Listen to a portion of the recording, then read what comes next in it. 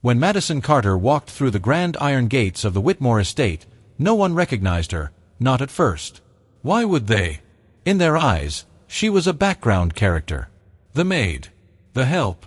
A shadow in a starched uniform who had spent 2 years scrubbing champagne spills and pretending not to hear the things these people said when they thought no one was listening. But tonight, she wasn't invisible. Tonight, she was wearing a sapphire blue gown that hugged her frame like it was tailored by fate itself. Her hair was styled like royalty, her posture unshakable, and her eyes, cold, quiet fire.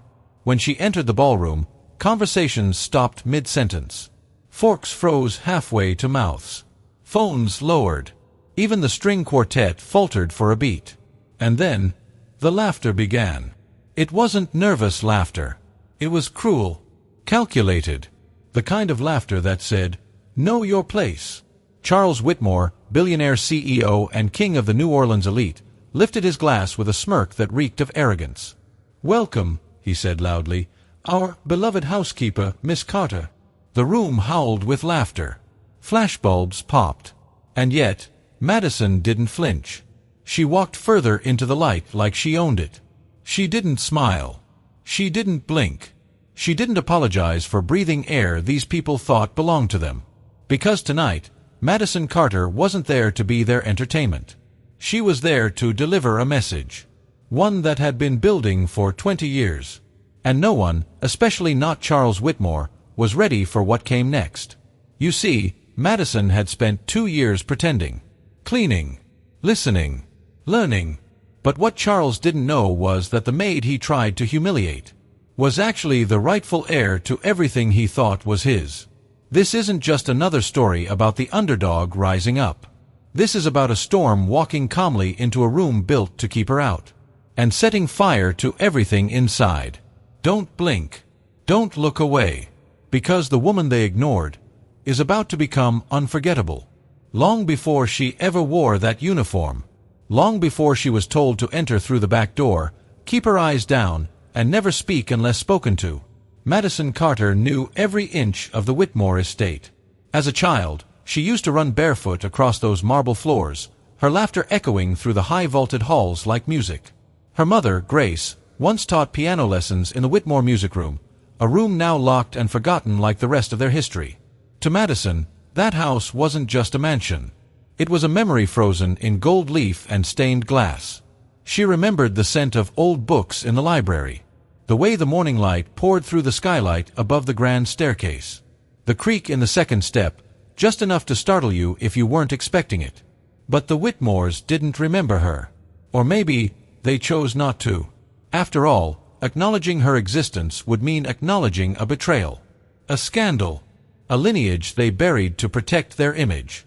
When Madison applied for the cleaning job 2 years ago, no one batted an eye. She used a different last name. No makeup, hair tied back, quiet. She played the part so well it made her sick. But it gave her access to every room, every file, every whisper behind closed doors. She didn't take the job for the paycheck. She took it for justice. Every dish she washed, every floor she scrubbed, every time she bit her tongue while they laughed in her face, was part of a plan. A long, careful plan. Because Madison Carter hadn't come back to that house to be reminded of what she lost. She came back to take it all back. The invitation arrived on a Thursday morning, slipped beneath the door of the guest house where Madison lived, small, quiet, tucked behind the estate like an afterthought. It wasn't a casual gesture. It wasn't kindness. It was a trap dressed in gold foil and embossed calligraphy. A formal invitation to the Whitmore Foundation's annual charity gala. Inside the envelope, the words gleamed like venom, black tie. Strict elegance required. And under it, scribbled in Charles Whitmore's signature penmanship, "We'd love to see you there. Surely, you own something appropriate." That note wasn't meant to include her. It was a provocation.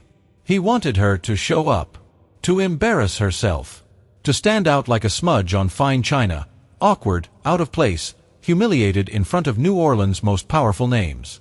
The guest list had been carefully curated: city officials, CEOs, legacy families.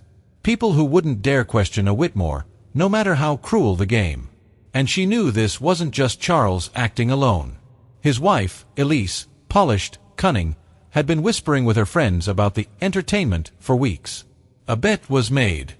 Jokes had already been written. They didn't want her there to celebrate. They wanted her there to remember who she wasn't. But Charles underestimated two things. First, Madison Carter didn't walk into traps. She rewired them. And second, she knew how to wear shame like armor. Because when you've had your name erased, your family erased, there's nothing left to lose. So, she circled the date, pressed the envelope flat, and for the first time in years, she opened the antique trunk that once belonged to her mother. Inside was the dress. The same dress Grace Carter wore the night she was cast out. Madison didn't plan to wear it as a tribute. She planned to wear it as a warning. When Madison stepped into the ballroom that night, the room didn't just notice her, it froze. She didn't scan the crowd. She didn't fidget. She didn't even blink. She simply stood at the threshold of the grand hall, letting every eye in the room fall exactly where they were meant to, on her. The string quartet kept playing, but slower, hesitating, like even they weren't sure how to respond. There she was, in a gown that whispered legacy and vengeance in equal parts. Deep sapphire silk, hand-stitched lace, and a neckline that dared people to look and regret it. She didn't walk in like a guest. She entered like a verdict. People began whispering. Not quietly. Not politely. Who is she? Is that the maid? Why does she look like she owns the place? At the bar, Elise Whitmore narrowed her eyes, watching with a smile too stiff to be real. She actually came, she muttered to her friend, twisting her diamond bracelet with nervous fingers. And look at her, like she's in control. But that was the problem. Madison didn't look nervous or out of place. She didn't look like someone who borrowed a dress and hoped not to spill champagne on it. She looked like someone returning to a throne that was stolen from her. Charles noticed it, too. As she crossed the room with measured, deliberate steps, he raised his glass higher, trying to reclaim the moment. But the truth was, he was already losing it. Because no one could explain the calm in Madison's eyes. It wasn't confidence. It wasn't arrogance. It was certainty. The kind of certainty that comes from knowing something no one else in the room understands yet. She didn't come to be noticed. She came to be remembered. Charles Whitmore stood near the center of the ballroom, bathed in chandelier light and smug satisfaction. This was his arena, his palace, his people. And in his mind, Madison Carter had just walked into a show she didn't belong in. "Everyone," he called out, tapping a silver spoon against his crystal flute, "I'd like to introduce our most unexpected guest of the evening, our housekeeper." Laughter rippled through the crowd like poison dropped in water. Madison didn't flinch. She took one more step forward, the click of her heels slicing through the noise like punctuation. And then she spoke, calmly, clearly, and with a voice that seemed to steady the room itself. "You know, Charles, I should thank you," she began, "for the invitation. I never imagined I'd be allowed back in this house, let alone tonight." Charles raised an eyebrow, amused. "Back? I didn't realize this house had meant anything to you." "Oh, it meant everything," she said. "Especially to my mother." The laughter faltered. A few guests leaned in closer, sensing a shift. "Grace Carter," Madison continued, "your father's former piano teacher. The one you sent away. The one you pretended never existed." Elise froze, wine glass halfway to her lips. Charles stared, jaw tightening. "That name means nothing to me." Madison reached into her clutch and pulled out a velvet pouch. She opened it slowly and held up a delicate ring, a sapphire embedded in a gold crest, unmistakable to anyone who knew the Whitmore family. "This ring was passed down through generations of Whitmores," she said. "It was given to my mother, by Henry Whitmore." "Your father?" Gasps echoed. "And before you ask, no, I didn't steal it. I inherited it. Because I'm not just your maid, Charles." She stepped forward, each word now deliberate, slicing deeper. "I'm your sister." The room imploded in stunned silence. People looked at Charles, then at her, as if seeing both for the first time. Madison let the quiet linger. Because now, the story had finally begun. Long before the laughter. Before the silk gowns and flashing cameras. Before Charles Whitmore became the man with power to erase people like they were ink smudges on a perfect page. There was Grace Carter. She was brilliant. Soft-spoken. A gifted pianist with a laugh like wind chimes and a presence that could calm a storm. She was hired by Henry Whitmore himself to teach music to the Whitmore children, Charles included. But Henry noticed more than just her music. He saw her gentleness, her strength, the way she never once asked for more than she earned. And slowly, over time, behind closed doors and drawn curtains, admiration turned into love. It wasn't a scandal, not yet. It was a secret. One they protected. One they nurtured. Until the day Grace told Henry she was pregnant. He promised to care for her. He bought her a small home on the edge of the city. He gave her the sapphire ring, his mother's ring, and told her to keep it safe until the time was right. But the time never came. Because Charles found out. And Charles wasn't the kind of man who shared anything. Not legacy, not money, not blood. He convinced Henry to cut ties, told him Grace was manipulating him for fortune and status. And when Henry hesitated, when guilt began to surface, Charles acted. Suddenly, Grace was gone. Fired. Erased from the family record. The house sold. The money cut off. And when Henry died just months later, quietly, mysteriously, Charles made sure every document, every photograph, every whisper of Grace Carter vanished. But memories don't vanish. And little girls don't forget the sound of their mothers crying behind closed doors. Madison Carter had spent 2 decades hearing only one story about the Whitmores.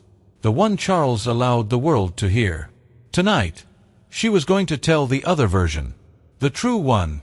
The one they buried. But she had just unearthed.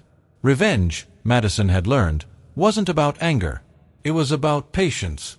And timing. When she walked through the servants' entrance of the Whitmore estate 2 years ago, she didn't come looking for closure.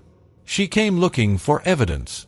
She had changed her last name back to Carter, cut her hair short, wore oversized glasses, and carried herself like someone who didn't want to be seen. That part wasn't hard. People rarely notice the help. Not when you're silent, compliant, forgettable. And Madison used every second of that invisibility like a scalpel.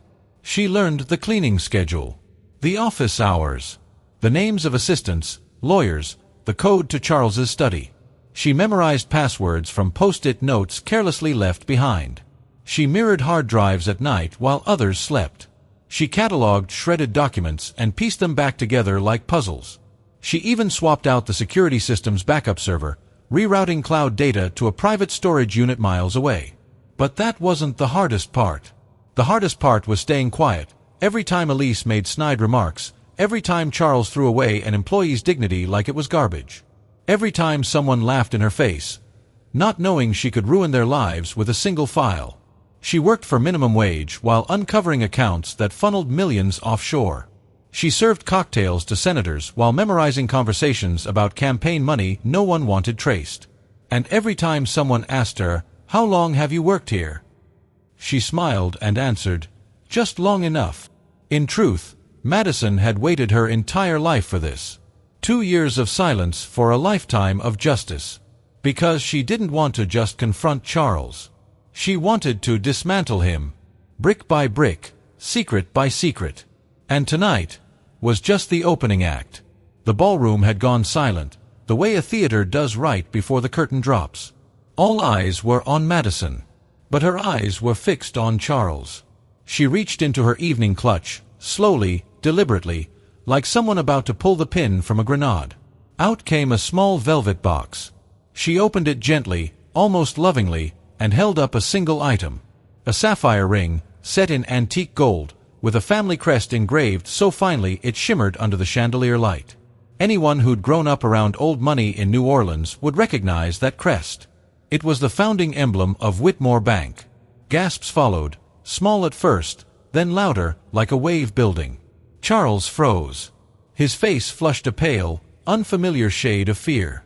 "That ring," Madison said, her voice level, "wasn't bought. It wasn't borrowed. It wasn't stolen." She turned slowly to the crowd.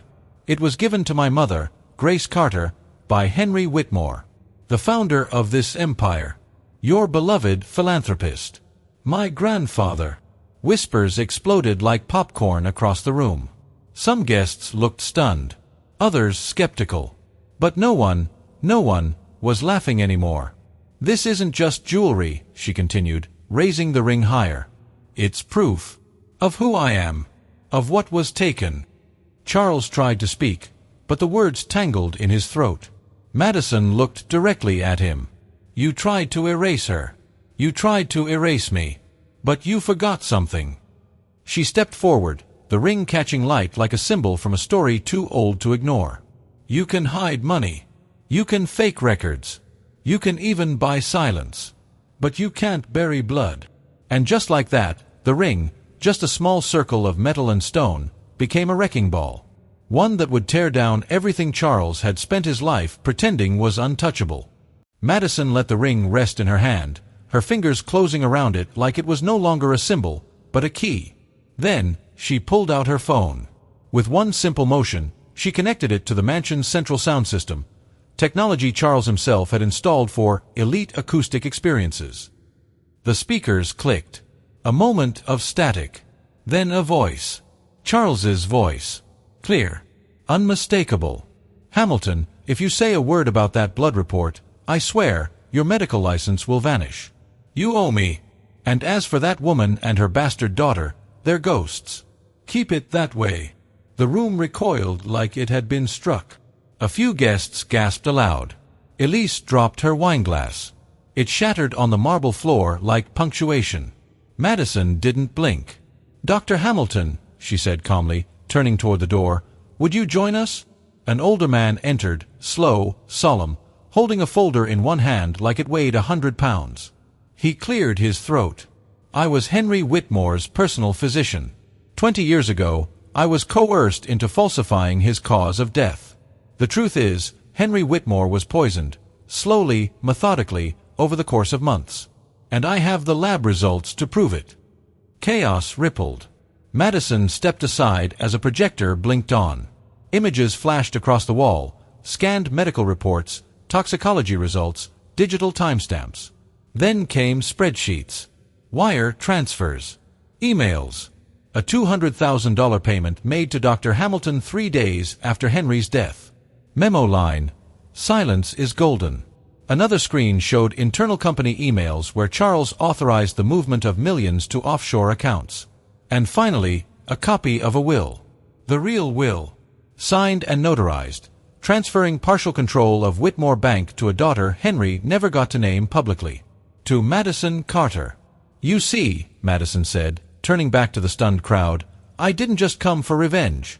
I came with receipts. Every lie you believed. Every secret he kept. Every crime he covered. She paused. It's all public record now. And in that moment, under a ceiling of crystal and legacy, Charles Whitmore didn't just look exposed. He looked obsolete. Before the room could catch its breath, another sound echoed through the ballroom. Footsteps. Not hurried. Not panicked. Methodical. 3 individuals in dark suits entered through the main doors, silent, professional, and carrying the unmistakable presence of authority. At the front was a woman, mid-40s, sharp-eyed, with a badge clipped to her belt. She walked straight up to Charles Whitmore, who hadn't moved in minutes. Mr. Whitmore, she said, her tone calm but razor-sharp, my name is Special Agent Ramirez, Department of Justice. She handed him a thick envelope. Inside was a federal indictment. Multiple charges. Wire fraud. Obstruction of justice. Conspiracy. Financial misrepresentation. And suspected involvement in the suspicious death of Henry Whitmore. The crowd gasped again, but quieter this time. Not out of surprise. Out of fear. No one wanted to be associated with what was clearly becoming a criminal scene. Charles tried to speak, but no words came. Just a dry mouth, a ticking jaw, and 1,000 regrets suddenly waking up at once. You are under investigation, effective immediately, Agent Ramirez continued. We have subpoenas for every financial document you've touched in the last 20 years. And based on the evidence presented tonight, an arrest warrant is being processed as we speak. Charles looked at Elise. She looked away. He looked at Madison. She didn't blink. Then, as if it couldn't get worse, it did. Behind the DOJ team, a swarm of reporters gathered near the entrance. Word had spread. This wasn't just scandal. It was spectacle. It wasn't just a fall from grace. It was the collapse of a dynasty. And at the center of it all stood Madison Carter. Calm. Centered. Exactly where she was always meant to be. Charles Whitmore was no longer standing. He had collapsed into one of the antique armchairs that once signaled power, now reduced to a man clinging to upholstery like it could save him from gravity. His tie was loose. His hands trembled. He looked less like a billionaire, and more like a broken equation that had finally solved itself. "You okay, Charles?" Madison asked, her voice calm, too calm. He didn't respond. Couldn't. His world, curated to perfection, was disassembling piece by piece, like his reputation had been held together with scotch tape and denial. "You wanted me to clean," she continued, stepping toward him slowly. "And I did." Her heels echoed on the marble. "I cleaned your ledgers, your emails, your fake donations, your offshore accounts. I even cleaned out the lies you told your board of directors." Charles looked up, his face pale, his eyes searching for sympathy where there was none. "Madison, please." She shook her head. "No." That one word hit like a verdict. No more favors. No more pretending. No more hiding behind your last name. Guests began to back away from him, as if his downfall were contagious. Even his own investors, once lined up to shake his hand, now stared in quiet horror. "You laughed when I brought you drinks. When I stood silently in the shadows of your empire," she said. "But I wasn't cleaning your floors, Charles." She leaned in just slightly. "I was cleaning your legacy." And now, all that remained was wreckage. The DOJ agents returned to escort him out. Flashes from press cameras exploded as he stumbled toward the exit, a man once untouchable now on the verge of arrest. As the heavy doors closed behind him, Madison turned to the crowd. She didn't gloat. She didn't smile. She simply said, "Sometimes the most dangerous person in the room is the one you told to be invisible." And just like that, the room finally saw her. All of her. 6 months later, the nameplate on the top floor no longer read Charles Whitmore. It read, Madison Carter, CEO. But not the old Madison. Not the housekeeper. Not the invisible girl in the corner. This Madison walked through the glass doors of Whitmore Bank, now rebranded as Beaumont Trust, with her head held high and a mission far greater than revenge. The walls of the office had changed, too. Gone were the oil paintings of dead men in tailored suits. In their place, photographs of scholarship recipients, single mothers who'd received microloans, and former janitors now promoted into management roles. The same boardroom that once echoed with backroom deals now held open-door policy meetings with employees from every level. From custodians to executives, everyone had a seat. Because Madison didn't just inherit a company. She inherited responsibility. And she intended to make the name Whitmore mean something more than corruption. Her first act as CEO? Every employee, no matter their title, received health insurance, paid family leave, and a living wage. Her second, she started the Grace Carter Foundation, in honor of her mother, to provide free music education to underserved children across Louisiana. Journalists tried to get quotes, headlines, juicy follow-ups to the scandal. But Madison didn't speak for sound bites. She spoke through action. And when she did speak, she chose her words carefully. Power means nothing if it's not used to protect the powerless. She said in her first and only press conference. There were no trophies in her new office. Just one framed quote on the wall, in her mother's handwriting. Play with purpose. Live with grace. Madison had taken down a dynasty. But more importantly, she had built something better in its place. Not for vengeance. For legacy. Her legacy. And this time, no one could take it away. In the months that followed, people around the country, and even the world, kept asking the same question. Was it worth it? Was exposing a powerful man, dismantling an empire, and reliving decades of pain worth the risk? And every time someone asked, Madison Carter gave the same answer. Yes. Because justice, she had learned, isn't about the past. It's about protecting the future. It's about making sure that the next little girl growing up in silence doesn't have to choose between her dignity and her survival. It's about letting the world know that even if your name was erased, your story still matters. Madison didn't just fight for herself. She fought for every person who'd ever been told they didn't belong. For every worker who was laughed at, dismissed, or looked through like glass. She fought for those who came before her, and those who would come after. Because real inheritance isn't found in bank accounts or legal documents. It's found in what we leave behind when we're no longer in the room. In how we treat people when no one is watching. In whether we stand up when it's inconvenient. In whether we speak truth, especially when silence is easier. She never wanted to be famous. She never wanted a headline. All she wanted was a world where justice wasn't a luxury, but a right. And now, as she looked out the window of her office, watching employees having lunch in the company garden she had redesigned to be open to everyone, Madison finally felt it. Not revenge. Not victory. But peace. Because this wasn't the end of a story. It was the beginning of a new one. Built on truth. Rooted in dignity. And made possible by the courage to speak when others would rather you stay silent. Madison Carter didn't just change a company. She changed the rules. And in doing so, she reminded the world of one simple truth. Justice is the real inheritance. If you had the power to change everything, not just for yourself, but for others, would you take it? Would you stand up, even if your voice shook? Would you speak out, even if no one believed you at first? Because power, real power, isn't about control or titles or money.